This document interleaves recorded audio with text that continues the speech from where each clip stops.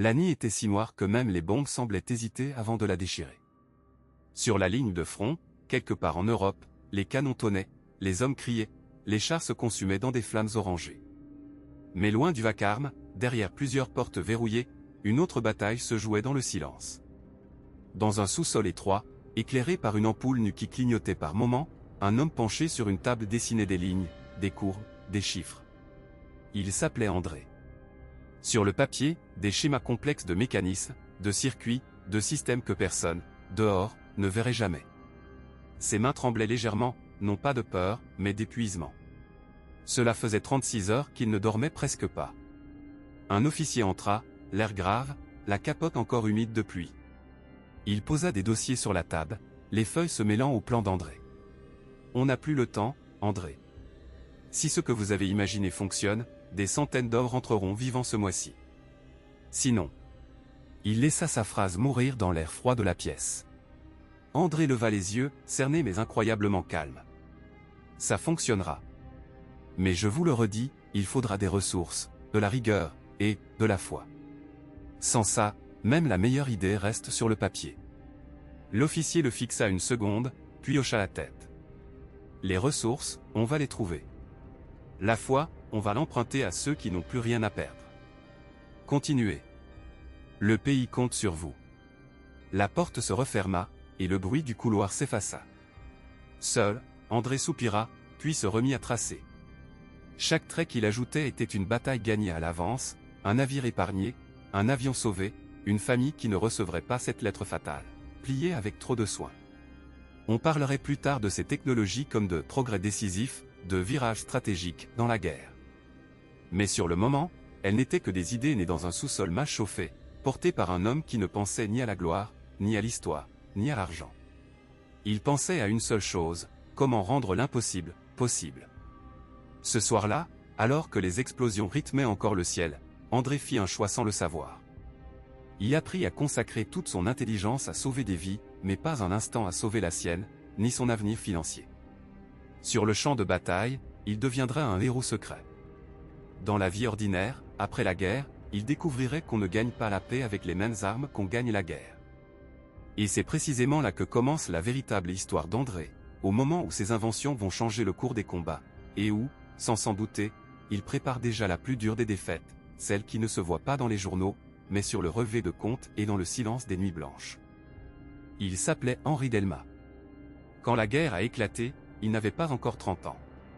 Dans les ateliers sombres d'une usine camouflée sous un faux nom, au fin fond de la campagne anglaise, il passait ses nuits penché sur des plans couverts de chiffres, de flèches et de formules.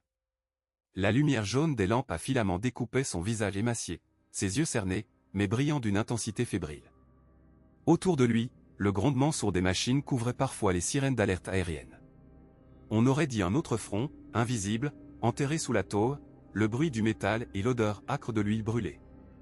Tandis que les soldats gelaient dans la boue, Henri livrait ses propres batailles sur du papier millimétré. Un soir de 1943, un colonel au manteau encore humide de pluie poussa la porte du bureau. Il jeta un coup d'œil au schéma épinglé au mur puis se tourna vers lui. « C'est donc vous, l'ingénieur français dont tout le monde parle ?»« On exagère beaucoup, mon colonel, » répondit Henri en baissant les yeux. « Je ne fais que calculer. Vos calculs viennent de sauver un convoi entier, vous le savez. Sans ce système de détection, nos navires auraient été des proies faciles. » Henri esquissa un sourire discret. On lui serra la main, on le félicita, puis le colonel repartit aussi vite qu'il était venu, appelé vers d'autres urgences, d'autres crises. Aucune médaille, aucun discours. Juste une poignée de main ferme, et une porte qui se referme. Cette nuit-là, seul au milieu des plans entassés, Henri resta longtemps debout à fixer la carte du front. Des drapeaux, des lignes, des zones d'ombre. Il murmurait pour lui-même, chaque amélioration, c'est quelques vies de plus. Sa valeur, pensait-il, se mesurait au nombre de bombes évitées, de soldats rentrés vivants. Pas à l'argent. Jamais à l'argent. Quand il recevait sa maigre solde, il signait sans lire, glissait l'enveloppe froissée dans la poche intérieure de sa veste déjà usée. Il ne posait pas de questions. Ce n'est pas le moment de penser à ça, répétait-il à un camarade ingénieur qui pestait contre les retards de paiement. On parlera d'argent après la guerre. Après la guerre. Deux mots magiques qui justifiaient tout sacrifice. Combien de fois avez-vous, vous aussi, remis vos propres questions financières à plus tard en vous disant que, pour l'instant, il y avait plus urgent, plus noble, plus important. Henri, lui, avançait, persuadé qu'un jour, quand les canons se tairaient, quelqu'un viendrait frapper à sa porte pour lui dire « Vous avez été indispensable. Voici de quoi vivre en paix ». Il n'avait pas appris à négocier, à réclamer, à valoriser son intellect autrement que par le devoir. L'idée même de parler d'argent lui semblait presque indécente, alors que des hommes tombaient chaque jour. Il ignorait que, pendant qu'il sauvait des vies, d'autres, dans des bureaux confortables à des centaines de kilomètres du front, savaient déjà exactement combien tout cela leur rapporterait, et ce qu'ils ne donneraient jamais à ceux qui, comme lui, restaient dans l'ombre. La guerre continuait, ses inventions se perfectionnaient, et sans le savoir, Henri creusait une autre tranchée, invisible, celle qui le séparait, jour après jour, de sa propre sécurité financière. Bientôt, les bombardements cesseraient. Les drapeaux seraient rangés. Et alors, pour la première fois, il serait forcé de regarder sa vie, et ses comptes en banque. À l'automne 1940, dans un hangar dissimulé derrière une rangée de pins noirs, l'odeur d'huile brûlée se mêlait au froid qui passait à travers les planches mal jointes. Henri se tenait penché sur un plan immense, le regard perdu dans un labyrinthe de traits bleus. La lumière jaune d'une ampoule nue découpait son visage creusé par les nuits sans sommeil. Derrière lui, on entendait le martèlement régulier d'un marteau sur de la tôle, le grésillement d'un poste radio crachotant des voix lointaines. Au dehors, quelque part, la guerre grondait. Ici, pourtant, tout semblait suspendu à la pointe d'un crayon. Le colonel Morel entra sans frapper, le manteau encore couvert de boue.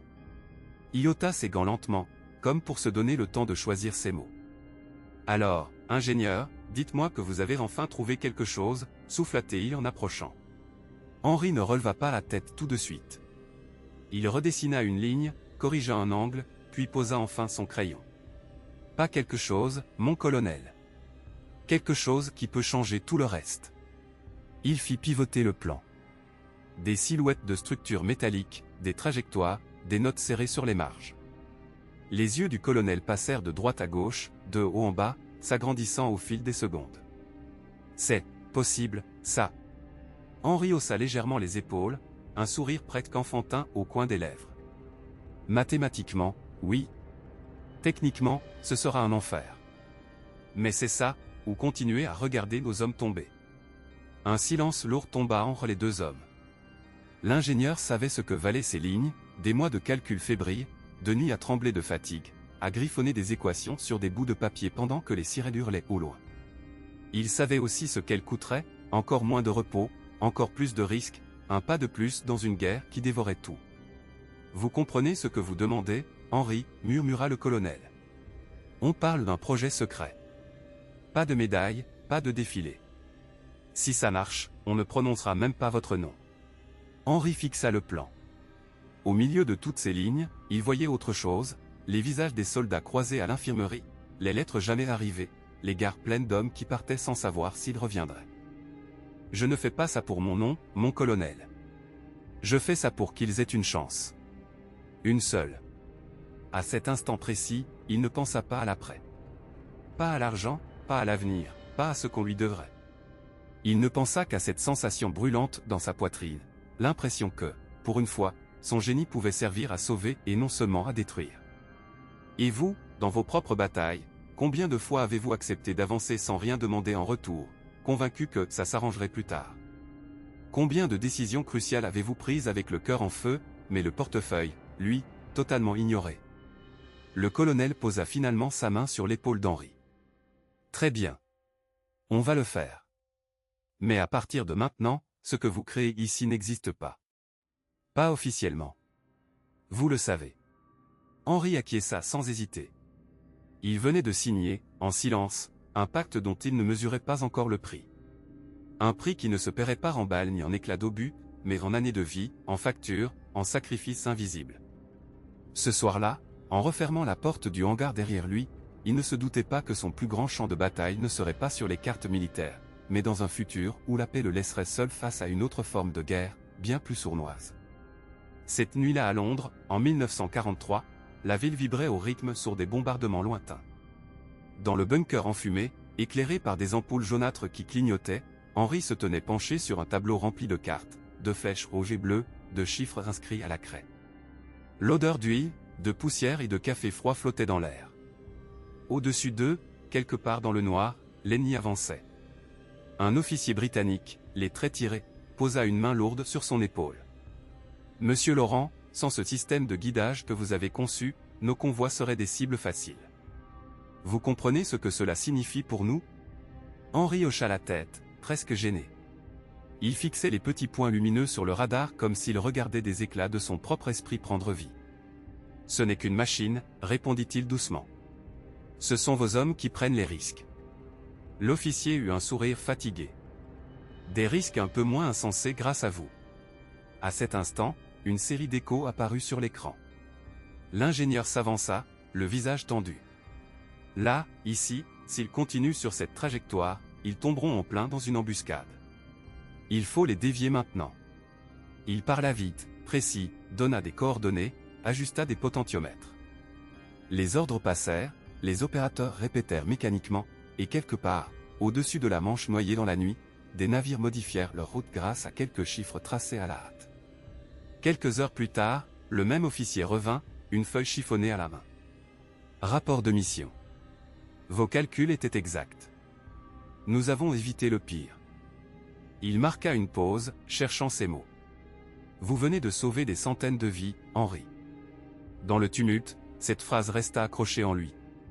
Sauver des vies. Changer le destin d'hommes qu'il ne verrait jamais. Pourtant, au fond, une voix silencieuse murmurait déjà, « Et toi ? Qui te sauvera, toi, quand tout cela sera fini ?» Il baissa les yeux vers ses mains tachées de graphite, se surprenant à penser à quelque chose d'aussi trivial que l'argent. Son dernier virement en retard, la pension modeste envoyée à sa mère en France occupée, ces billets qu'il comptait le soir en évitant de regarder trop longtemps la réalité. Ironique, pensa-t-il. Il savait calculer des trajectoires balistiques à la seconde près, optimiser la portée d'un radar, anticiper les réactions de l'ennemi, mais il n'avait jamais appris à anticiper sa propre sécurité financière.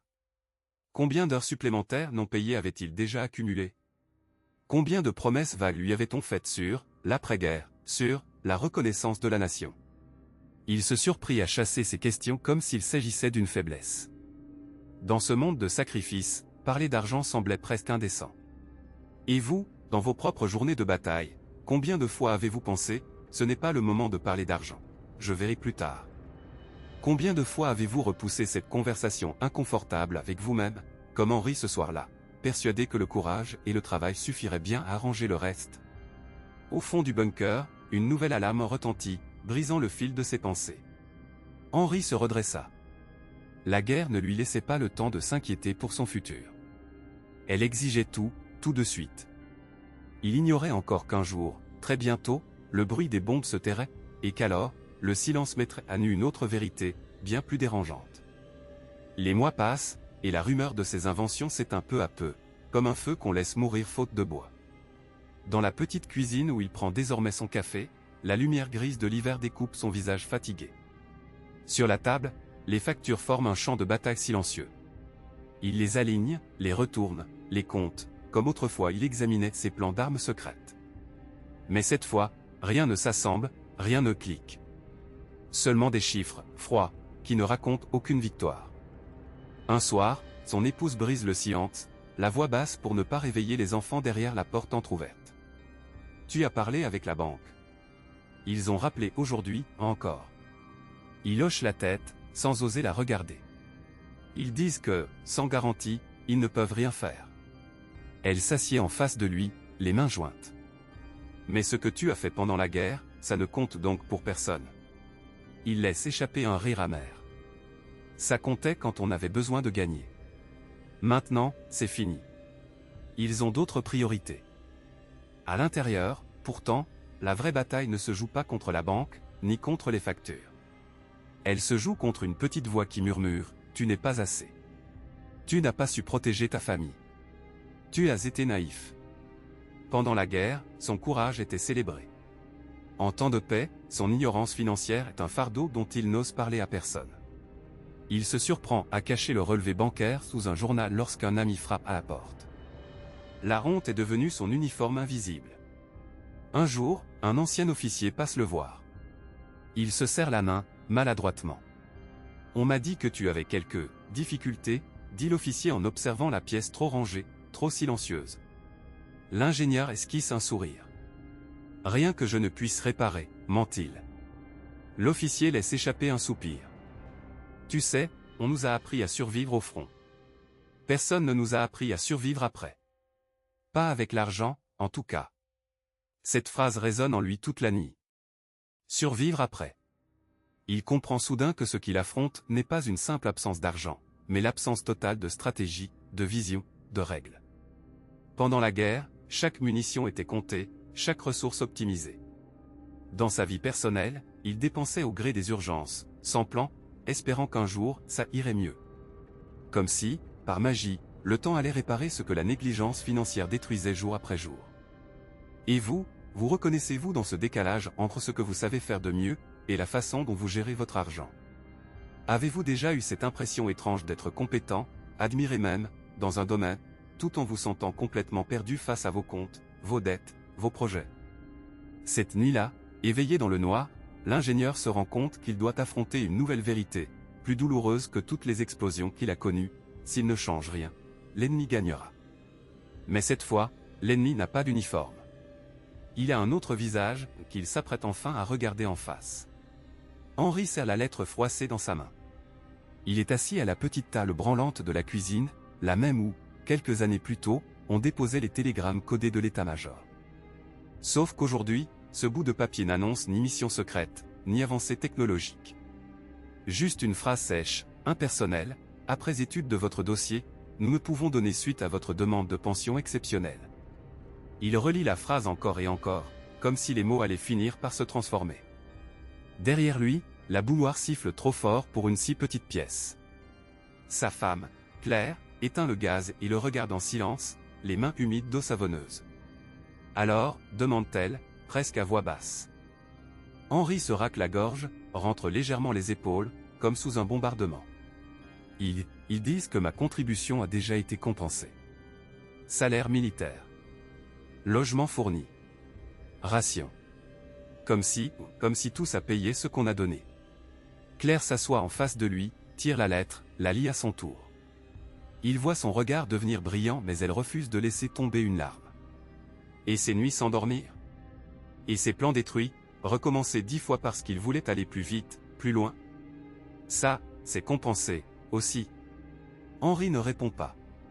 Dans sa tête, les formules mathématiques se bousculent, les équations qu'il résolvait presque par instinct. Il pouvait calculer l'angle parfait pour dévier un projectile, la trajectoire la plus sûre pour un avion sous le feu ennemi, mais face à une simple feuille de compte, il se sent perdu. Le loyer, la scolarité des enfants, les traites en retard. Tout cela lui semble plus dangereux qu'un champ de mine. On trouvera, murmure-t-il, plus pour lui-même que pour elle. Je suis ingénieur, je trouverai une solution. Claire esquisse un sourire triste. Une solution, oui. Mais cette fois, Henri, ce n'est pas du métal qu'il faut modeler, c'est notre vie. Et ça, tu n'as jamais appris.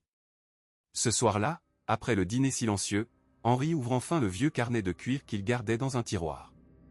Jusque-là, il y inscrivait des idées de machines, des croquis, des rêves de laboratoire modernes. Pour la première fois, il y note autre chose, des chiffres. Ses dépenses, ce qu'il doit, ce qui lui reste. Sa main tremble. Chaque ligne est une piqûre de rappel de sa vulnérabilité. Il fait les totaux. Le résultat le glace. Comment on en est arrivé là, souffle-t-il. Peut-être, à ce moment précis, vous aussi vous avez déjà eu ce frisson en regardant votre compte, en voyant les nombres défiler sans vraiment les comprendre. Vous souvenez-vous de la dernière fois où vous avez eu peur d'ouvrir votre application bancaire? Henri referme brutalement le carnet, comme on claque une porte. Pourtant, j'ai donné tout ce que j'avais. Répète-t-il. Et dans ce « donner », il y a ces années de guerre, ces nuits blanches, ces brillantes inventions, mais aussi sa naïveté financière, qu'il commence à peine à reconnaître. Ce qu'il ignore encore, c'est qu'une conversation inattendue, quelques jours plus tard, va ébranler sa vision de la valeur, du mérite, et de l'argent lui-même. Ce jour-là, dans la petite chambre étroite qui lui servait de refuge, Émile s'assit au bord de son lit, une pile de lettres et de factures posées sur ses genoux. La lumière jaunâtre de la lampe faisait danser des ombres sur les murs décrépits. Il relut une dernière fois la lettre de refus de la banque, puis la laissa tomber à ses pieds. Le bruit sec du papier sur le parquet résonna comme un verdict. Il inspira profondément, puis écrivit quelques lignes dans son carnet, celui qu'il utilisait autrefois pour ses calculs d'ingénieur. Je sais concevoir des machines compliquées, mais je ne comprends rien à l'argent.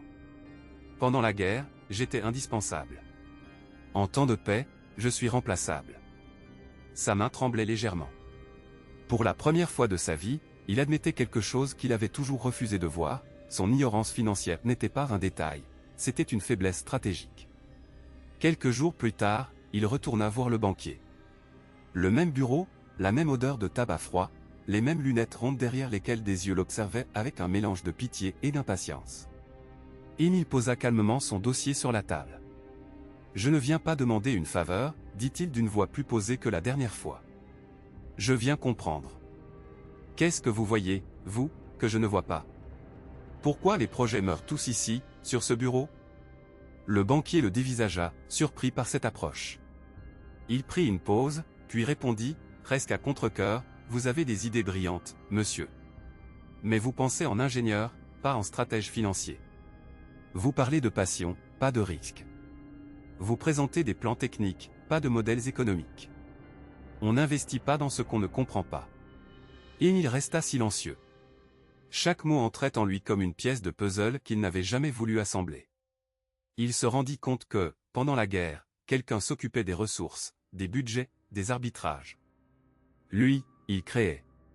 On l'avait protégé de cette dimension, comme un enfant qu'on épargne des soucis d'adulte. Il avait pris cette protection pour une preuve de valeur, alors que ce n'était qu'un angle mort. En sortant de la banque, il marcha longtemps dans les rues grises de la ville. Il observait les vitrines, les petites boutiques familiales, les ateliers, les cafés. Partout, des gens luttaient, comptaient chaque pièce, prenaient des décisions, investir, économiser, renoncer, oser. Il commençait à voir l'argent non plus comme un ennemi abstrait, mais comme un langage qu'il n'avait jamais appris à parler. Et vous, à ce moment précis de votre vie, est-ce que vous vous reconnaissez un peu en lui? Vous avez peut-être du talent, de la discipline, du courage, mais dès qu'il s'agit d'argent, de projets, d'investissement, vous avez l'impression de redevenir cet enfant à qui on n'a jamais expliqué les règles du jeu. Est-ce que, comme Émile, vous sentez que votre plus grande bataille aujourd'hui ne se joue plus à l'extérieur, mais dans votre mentalité financière? Parce que ce que notre ingénieur va découvrir ensuite, c'est qu'il n'est pas trop tard pour changer. Mais ce chemin commence par un geste simple, souvent inconfortable, regarder sa relation à l'argent en face, sans fierté mal placée, sans honte, et décider, enfin, de l'apprendre comme on apprend un nouvel outil de survie. Henri serre le carnet de cuir entre ses doigts. Sur la dernière page, son écriture tremble un peu, mais il continue de tracer des phrases comme s'il réglait une machine délicate. Devant lui, la petite lampe à abat-jour jauni éclaire la table de cuisine, les factures alignées comme des soldats perdus. Dehors, la ville bourdonne d'une vie qu'il a du mal à rejoindre. À l'intérieur, c'est le silence des comptes qui ne ferment pas. Il se rappelle les plans qu'il dessinait pour l'armée, chaque boulon, chaque ressort, chaque trajectoire anticipée. Rien n'était laissé au hasard. La moindre erreur coûtait des vies. Aujourd'hui, ce sont des centimes qui manquent, mais la sensation de danger, elle, est la même. Pourtant, il ne sait toujours pas comment concevoir une vie financière stable. Sur le front, on lui avait appris à viser, jamais à économiser. À innover, jamais à investir. On l'avait décoré pour avoir changé le destin de bataille, pas pour avoir géré le destin de son propre foyer. Il lève les yeux vers Jeanne, assise en face de lui. Elle tient une tasse de café froid entre ses mains, les épaules un peu voûtées. « Tu sais, Henri, murmure-t-elle, je crois que le plus lourd, ce n'est pas le manque d'argent, c'est la peur. La peur que ça ne s'arrange jamais. » Henri la regarde, frappé par la simplicité de ses mots. La peur. Voilà ce qui l'épuise davantage que tous les bombardements qu'il a connus. La peur de ne pas pouvoir offrir mieux à ses enfants que ces murs humides, la peur que ses talents n'aient servi qu'à un temps où l'on savait tuer, pas bâtir. Il referme le carnet, pose son crayon. Lentement, presque timidement, il ose une question à voix haute, comme s'il parlait aussi à quelqu'un d'invisible, au-delà des murs, au-delà du temps. Dis-moi, Jeanne, et toi qui regardes peut-être cette histoire de loin, où est-ce que ça te fait le plus mal, l'argent? Est-ce que c'est la fin du mois? Le compte qui frôle le rouge? Ou bien cette petite voix qui répète « Tu ne t'en sortiras jamais ». Il inspire profondément, comme avant un grand test. J'ai passé des années à croire que le courage, c'était courir sous les bombes. Mais je commence à me demander si, aujourd'hui, le vrai courage, ce n'est pas d'oser regarder ses peurs financières en face, les nommer, les écrire, et décider que la guerre, cette fois, ne se fera plus contre soi-même. Son regard se perd à la fenêtre, dans les lumières lointaines. Si tu devais mettre des mots sur ta plus grande douleur financière, là, maintenant, quel serait-il? Il laisse la question flotter, comme une invitation silencieuse, prêt à faire un pas de plus, même si le terrain est encore inconnu. Henri reste un moment silencieux, les yeux perdus dans la petite cour intérieure. Le soir tombe sur son immeuble, les volets se ferment un à un, et le bruit lointain de la ville se mélange au battement de son cœur. Il repense au hangar glacé, à l'odeur du métal chauffé, aux plans étalés sur les tables, aux généraux penchés sur ses schémas. Là-bas, chaque idée pouvait sauver des milliers de vies. Ici, dans cette vie paisible d'après-guerre, il ne sait même pas comment sauver son propre compte bancaire. Il murmure presque pour lui-même « J'ai su construire des armes, mais pas un avenir ». Cette phrase le frappe de plein fouet. Il se rend compte que toute sa vie, il a cru que le courage, le talent et le sacrifice suffiraient. Qu'en donnant tout aux autres, l'argent finirait bien par suivre. Mais l'argent ne suit pas la bravoure. Il suit les décisions, les stratégies, la vision. Des choses qu'on ne lui a jamais apprises. Ce soir-là, au lieu de s'effondrer une fois de plus devant ses factures, il ouvre un vieux cahier. Les pages jaunies craquent sous ses doigts. Au lieu de dessiner un nouveau prototype, il trace des colonnes, revenus, dépenses, dates, rêves. Chaque chiffre le met mal à l'aise, comme une vérité qu'il repoussait. Pourtant, plus il écrit, plus il sent une chose étrange, une forme de contrôle revenir. Comme sur le front, lorsqu'il voyait une bataille chaotique se transformer en plan clair sur un tableau. Il comprend alors que son véritable ennemi, depuis des années, n'était pas l'État qu'il avait oublié, ni la malchance, ni le système. C'était ce silence intérieur autour de l'argent. Ce mélange de honte, de peur, de croyances héritées. Parler d'argent, c'est être intéressé, lui disait-on. Les vrais héros ne comptent pas, et lui avait obéi. Il avait été un héros, silencieux et fauché. Henri lève enfin les yeux vers la fenêtre. Les premières étoiles apparaissent. Il se surprend à sourire, très légèrement. Il ne deviendra peut-être jamais riche. Mais il peut faire un choix, ne plus subir. Apprendre. Comprendre. Nommer ses erreurs sans se condamner. C'est une autre forme de courage, moins spectaculaire que la guerre, mais tout aussi vitale. Il pense à vous, à tous ceux qui, comme lui, ont travaillé dur, ont fait ce qu'on leur a dit de faire, et se sentent malgré tout en retard, coincés, épuisés. Il aimerait vous dire ceci, votre valeur ne se mesure pas à ce qu'il y a sur votre compte. Mais votre liberté, elle, commence le jour où vous osez regarder vos chiffres sans détourner les yeux. Le jour où vous appelez vos peurs par leur nom. Alors, si vous étiez en face de lui, assis à cette petite table, une tasse de café tiède entre les mains, il vous poserait une seule question, calmement, et vous, c'est quoi, aujourd'hui, votre plus grande douleur financière? Est-ce la peur de ne jamais sortir des dettes? La honte de ne rien avoir mis de côté? L'angoisse de dépendre toujours des autres? Ou ce sentiment de ne pas être assez bon avec l'argent, malgré tous vos efforts? Prenez un instant. Mettez des mots dessus. Écrivez-le, même si ça vous brûle un peu. Parce qu'on ne gagne jamais une bataille qu'on refuse de nommer. Et si cette histoire a résonné en vous, si la vie d'Henri vous a rappelé quelque chose de vous-même ou de quelqu'un que vous aimez, ne laissez pas ce moment se perdre. Abonnez-vous, restez avec moi. Dans les prochaines histoires, nous irons plus loin, nous irons chercher, ensemble, dans la grande histoire et dans vos propres souvenirs, les clés pour transformer la douleur financière en une victoire, calme, consciente et durable.